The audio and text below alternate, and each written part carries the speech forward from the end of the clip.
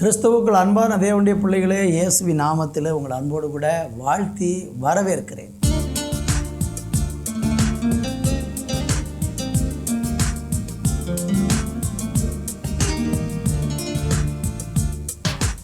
அன்பு கூறுவே இன்னும் அதிகமா, ஆராதிப்பே இன்னும் ஆர்வமா.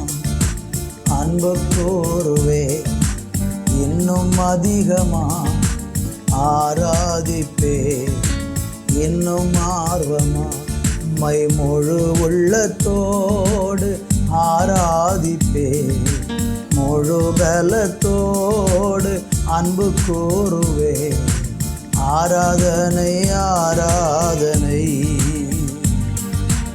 ஆராதனை ஆராதனை ஆராதனை ஆராதனை ஆராதனை ஆராதனை.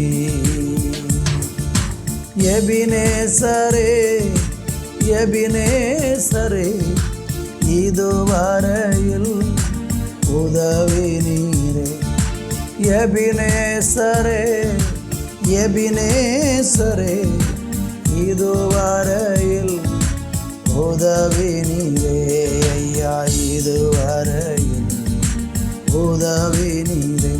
உம்மை முழு உள்ளத்தோடு ஆராதிப்பே, முழு பலத்தோடு அன்பு கூறுவே. ஆராதனை ஆராதனை ஆராதனை ஆராதனை. ஓ ஆராதனை ஆராதனை ஆராதனை ஆராதனை. அன்பு கூறுவே இன்னும் அதிகமா, ஆராதிப்பே இன்னும் ஆர்வமா. அன்பு கூறுவே இன்னும் அதிகமா, ஆராதிப்பே இன்னும் ஆர்வமா. இந்த உலகத்தில் நேசிக்கிறதற்கு யாருமே இல்லை என்று நாங்கள் சில நேரம் கலங்கி போய்விடுகிறோம். ஆனால் எங்களை நேசிக்கிறவரும் உண்மையான அன்பை வெளிப்படுத்துகிறதற்கு ஒருவருமாக எங்கள் ஆண்டவராகிய கர்த்தர் எங்களோடு கூட இருக்கிறதற்காக நன்றி. எங்கள் மேலே அன்பு வைத்திருக்கிற எங்கள் தேவன் எங்கள் வாழ்க்கையில் எல்லாமே நன்மையும் மேன்மையுமாக செய்கிறீங்க.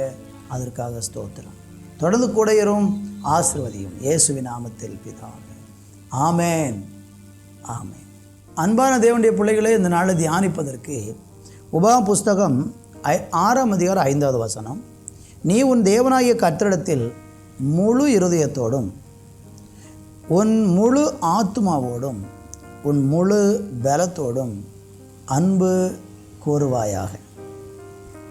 அருமையான தேவனுடைய பிள்ளைகளே, வாசித்த வசனத்தில் முழு இருதயத்தோடு, முழு ஆத்மாவோடு, முழு பலத்தோடு 3 காரியங்களை இங்கே நம்ம பார்க்கணும்.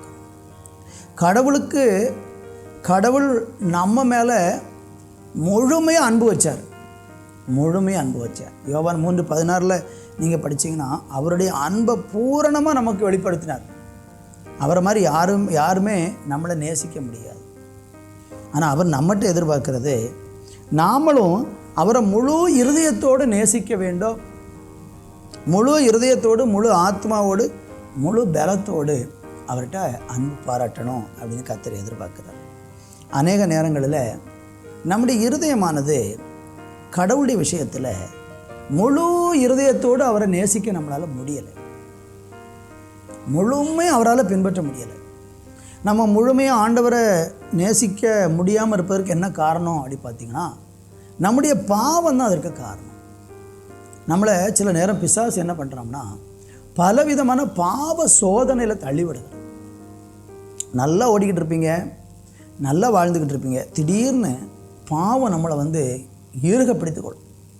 இந்த பாவம் நம்மளை பற்றி கொள்ளும்போது நம்மளால் கடவுளை நேசிக்கவே முடியாது. காரணம், நம்ம இருதயத்தில் ரொம்ப வேதனை உண்டாகும். சில நேரம் ஜெபம் பண்ணவே முடியாது, வேதத்தை திறக்கவே முடியாது. ஐயோ, நான் பாவம் செஞ்சுட்டேனே. என்கிற ஒரு பயம், ஒரு ஏக்கம், ஒரு வேதனை நம்மளை பாதிக்கும். உண்மையாய் தேவனிடத்தில் அன்பு கூறுகிற அந்த மனுஷர்களுக்கு பாவம் செய்யும்போது இருதயம் வலிக்கும். தவறு பண்ணினா வலிக்கும், இருதயத்தில் துக்கம் உண்டாகும். உங்களுக்கு அப்படி இருக்கிறதா? நீங்கள் ஏதாவது ஒரு தப்பு பண்ணிட்டீங்கன்னா உங்கள் இருதயம் படபடன்னு அடிக்குதா? யாரையாவது ஒரு ஆளை பேசிட்டீங்க, கோவப்பட்டுட்டீங்க, அல்ல ஏதோ ஒரு காரியத்தை செய்யக்கூடாது ஒன்று செஞ்சிட்டீங்க, உங்கள் இருதயத்தில் துக்கம் அப்படி உங்களை வாட்டுகிறதா? உண்மையாக சொல்கிறேன், அப்படிப்பட்டவங்க தேவனோடு கூட நெருக்கமாக இருக்கிறவங்கன்னு அர்த்தம். ஆனால் சில மனிதர்கள் இருக்கிறாங்க, எந்த பாவம் செஞ்சாலும் அவங்க தன்னுடைய தவறை ஒத்துக்கொள்ளவும் மாட்டாங்க, தவறாகவும் நினைக்க மாட்டாங்க. மற்றவர்களை பார்த்து சொல்லுவாங்க, அவர்களை விட நான் பரவாயில்ல. எவ்வளவோ பேர் பூமியில் உலகத்தில் அக்கிரமம் பண்ணிக்கிட்டே இருக்கிறான், நான் செய்கிறதெல்லாம் ஒரு தப்பா? தங்களுடைய தவறை நியாயப்படுத்துவாங்க.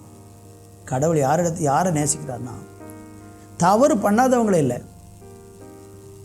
தவறு செய்தாலும் அந்த தவறை குறித்து உணர்வு வருது பாருங்கள், உணர்ந்து மாறணும்னு நினைக்கிறாங்க பாருங்கள், அவங்க மேலே தேவன் ரொம்ப பிரியமாக இருக்கிறாரு, அவங்களுக்கு ஒரு நல்ல எதிர்காலம் வச்சுருக்காரு. உங்கள் உள்ளத்தில் கூட மாறணும்னு விரும்புகிறேன், இந்த குடியை விடணும், இந்த தவறான உறவை விடணும், தவறான பழக்கத்தை விடணும், நான் சரியாகணும், நல்லா ஆகணும், எல்லாம் ஆசைப்படுறீங்கள, முடியாமல் தானே இருக்கிறீங்க. கட்டாயமாக உங்களுக்கு ஆண்டவர் அந்த மாதிரி காரியத்திலிருந்து நிச்சயமாக விடுதலை தந்து உங்களை ஆசீர்வதிப்பார். மனம் சோர்ந்து போக வேண்டாம். தேவனை மாத்திரம் உறுதியை பற்றி கொள்ளுங்க. அவரை நேசிக்கிறதுக்கு இடம் கொடுங்க. உங்கள் இருதயம் முழு இருதயமாக அவரை தேடுகிற இருதயமாக மாறட்டும். கர்த்தர் உங்களை ஆசீர்வதிப்பார். நல்ல பிதாவே, முழு இருதயத்தோடு தேவனை சேவிக்கவும் நேசிக்கவும் அதன் மூலமாக தேவனிடத்திலிருந்து நன்மை பெறவும் ஒவ்வொரு பிள்ளைகளையும் நீங்கள் ஆசீர்வதிங்க. இயேசுவின் நாமத்தில் பிதாவே, ஆமென், ஆமென்.